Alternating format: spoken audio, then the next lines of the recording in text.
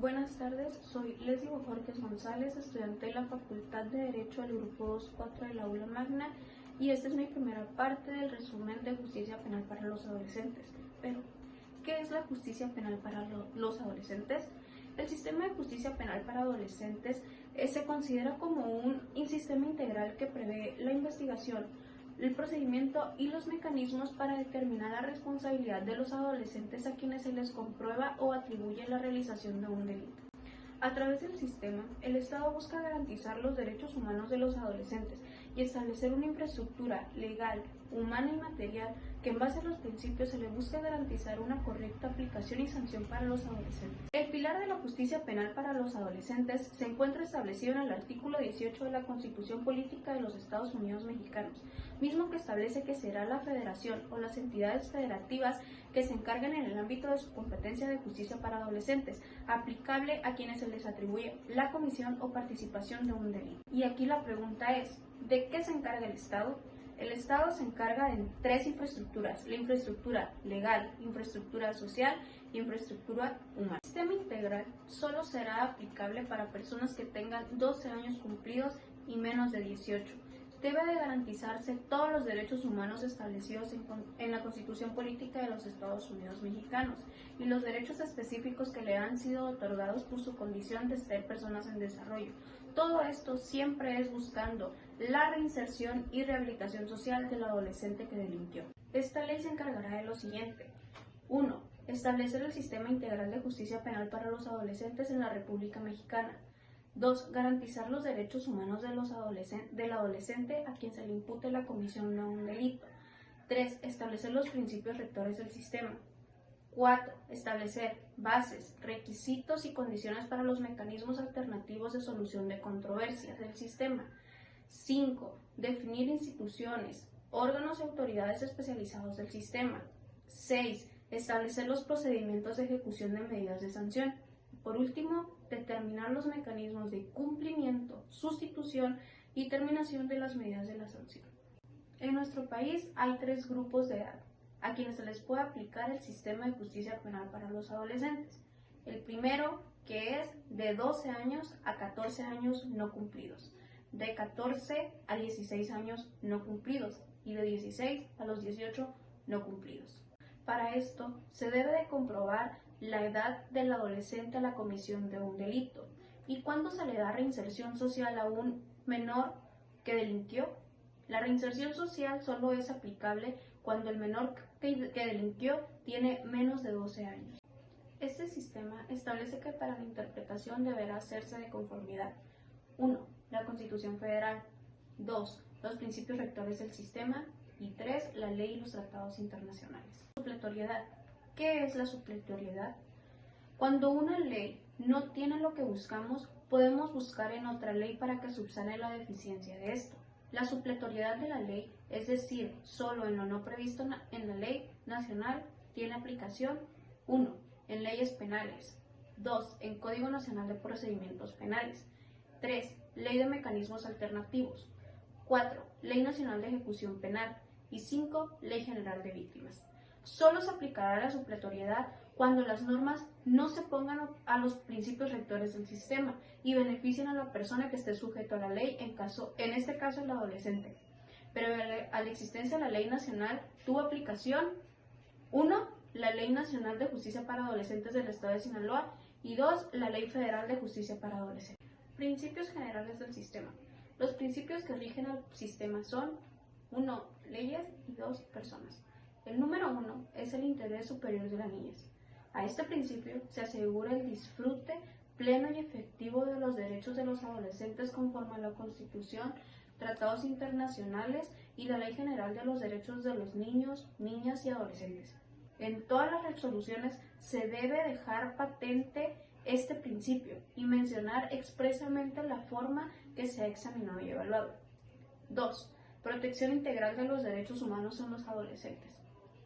Siempre en los que se vea la participación e intervención de un adolescente en un proceso del sistema, se le debe asegurar y garantizar las oportunidades y facilidades que sus condiciones para su desarrollo físico, psicológico, social y en su dignidad. El número 3 nos habla del principio de integridad, indivisibilidad e interdependencia de los derechos de las personas adolescentes. Los derechos de los adolescentes son indivisibles. ¿Y qué quiere decir esto? Que están ligados unos con otros, así como de la misma manera son interdependientes, igual que son unos con otros, y se respetarán de forma íntegra. El número 4 nos habla de la prohibición de tortura, trato de penas crueles, inhumanos o degradantes.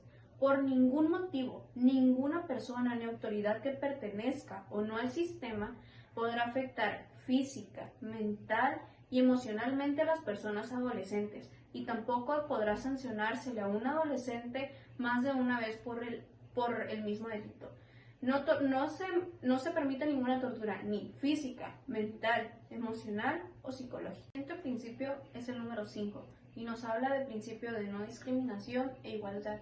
Igualdad frente a la ley significa que todos somos tratados bajo igualdad, en base a nuestros principios que son los valores.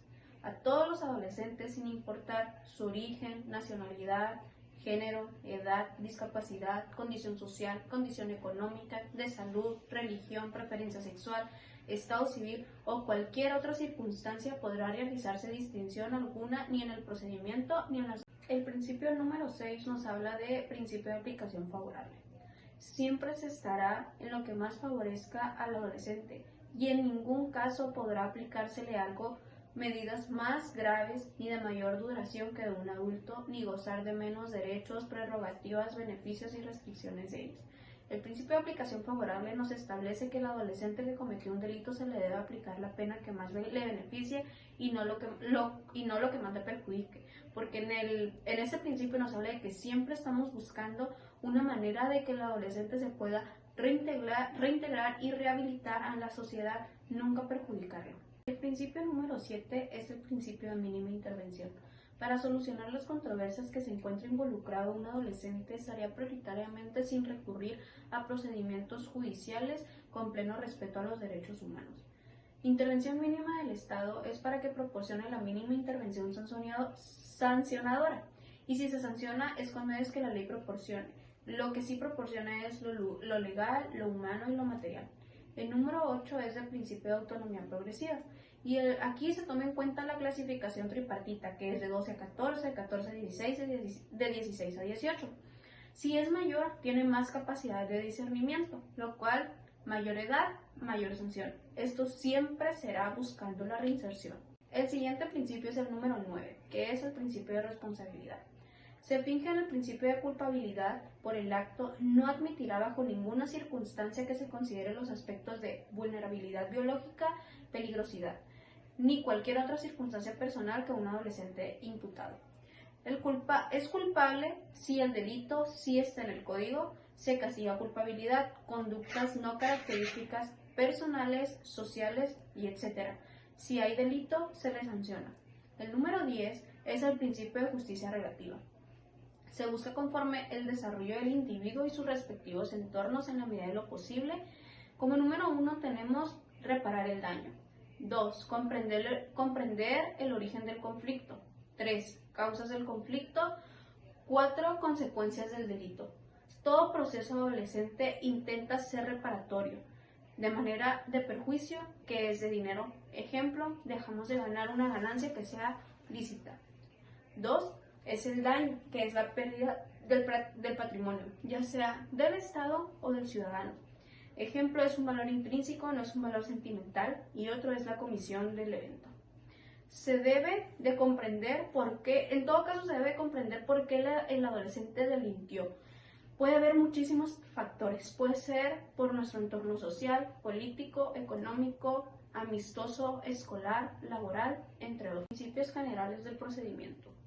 El sistema se basa en un proceso acusatorio oral y siempre se observarán los siguientes principios. 1. Publicidad. 2. Contradicción. 3. Concentración. 4. Continuidad. 5. Inmediación y 6. Especialización.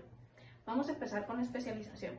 Toda persona, institución y órgano deberán estar formadas, capacitadas y especializados en materia de justicia penal para los adolescentes. De ahí seguimos con legalidad. Ninguna persona procesada podrá ser sometida por actos y omisiones que al momento de ocurrir no estén previamente definidos como delitos. De ahí hablamos de la ley más favorable.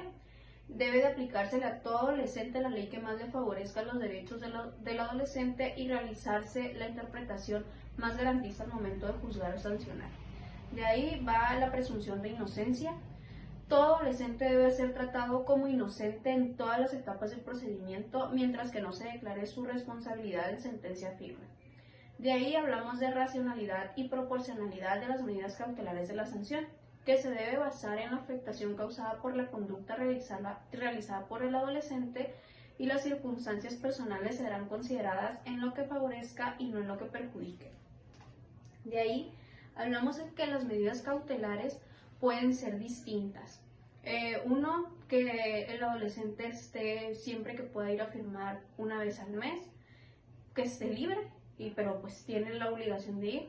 De ahí se le puede retirar su visa y su pasaporte para que no salga del país, o se le puede también poner algún chip rastreador. Y esas son algunas de las medidas cautelares, ya que existen 16 o 18 si no me recuerdo. De ahí seguimos con la reintegración social y familiar. Siempre se buscará reinsertar o reintegrar con la sanción al adolescente en su entorno y busca garantizar el ejercicio de los derechos de los adolescentes, incidir en factores familiar, laboral, escolar y comunitario. El delito es multifactorial, lo que significa que puede ser social, económico, familiar y educativo. Esos son los factores que llevan al adolescente a cometer algún delito. De ahí seguimos con el carácter socioeducativo de la medida de la sanción. Siempre se buscará que la persona menor promover su formación en todos los sentidos, el respeto por los derechos humanos y pleno desarrollo de su personalidad y sus capacidades. De ahí seguimos con la medida de privación de libertad como medida extrema y por el menor tiempo posible. Solo se le podrá aplicar a adolescentes mayores de 14 años por tiempo determinado y por una duración muy breve. A menores de 14 años no es aplicable, y si se les aplica a los mayores de 14, como ya se mencionó, debe ser una duración muy breve. De ahí seguimos con la publicidad. Por regla general, las audiencias de ejecución de medidas se realizarán a puerta cerrada, ya que pues hay un menor ahí. Al menos que el adolescente solicite que sea pública, esto no lo puede decidir él solo, sino que lo tiene que consultar con su defensor. De ahí seguimos con la celeridad procesal, que se debe realizar los procesos sin demora, con una mínima duración posible, prontitud y eficacia y sin causar dilaciones. 1. Para asignar una pena, estudian los factores de cada adolescente de manera personal, nunca general. No podemos tratar de solucionar un problema con un adolescente de la misma. Por ejemplo, a mí no se me puede aplicar el mismo procedimiento que a un adolescente de 12 años. Todos los casos que se llevan deben de ser especializados, nunca de manera general. El estudio debe ser particular, lo cual pena será diferente. 3. Si el delito merece pena corporal, ya lo mencioné, se le tiene que hacer, pero con el menor tiempo posible. No hay privación preventiva en los adolescentes menores de 14 años. 5. El proceso debe ser muy eficiente, pero en el menor tiempo posible, ya se mencionó. Y 6. Las audiencias son privadas, al menos que el adolescente y su defensor digan lo contrario. Ahora vamos a la parte de derechos y deberes. Los derechos de las personas adolescentes. 1. El derecho de las personas adolescentes al sistema. Iniciamos con la protección a la intimidad.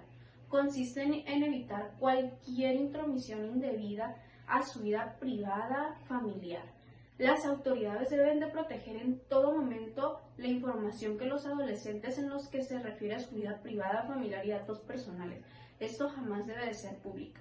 Confidencialidad y privacidad. Se debe garantizar en todo momento la protección en materia de confidencialidad y privacidad en relación a sus datos personales y familiares desde un inicio del proceso hasta su conclusión, e incluso a quien divulgue la información del adolescente que está en un proceso se le puede sancionar.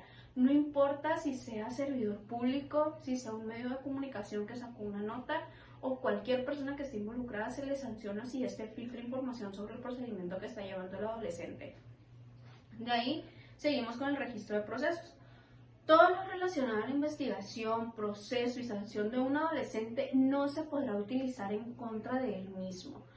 Después de los 3 meses siguientes, contando desde la sentencia causó ejecutoria, todos los registros deberán de ser destruidos, salvo que puedan beneficiarle.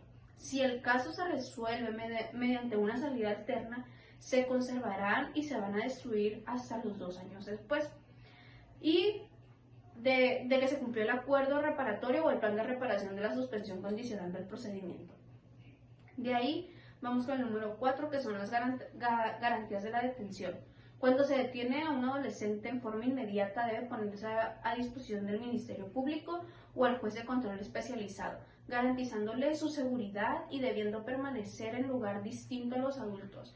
Un adolescente que esté llevando un proceso no puede estar con los adultos porque se viven diferentes procesos y ya hablamos que se le debe de proteger su salud física, mental, emocional, psicológica, y al momento de estar en grupos con los adultos pueden violentarse de muchísimas maneras. Entonces ellos siempre deben de estar aparte porque hay su lugar apartado. Así como están apartados los adolescentes, no se vive lo mismo un adolescente de 12 años a uno de 17 años por las vivencias diferentes y porque ya sabemos que lo que los llevan a delinquir son todos sus entornos sociales.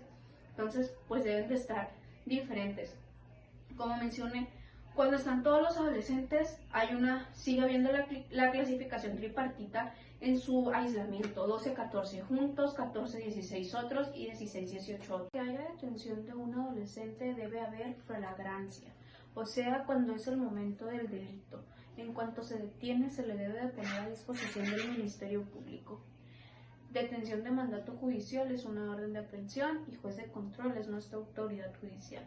5. Prohibición a incomunicación. Una vez detenido un adolescente, debe garantizársele establecer comunicación efectiva por cualquier medio con familiares, su abogado defensor o con la persona que él desee ponerse en contacto.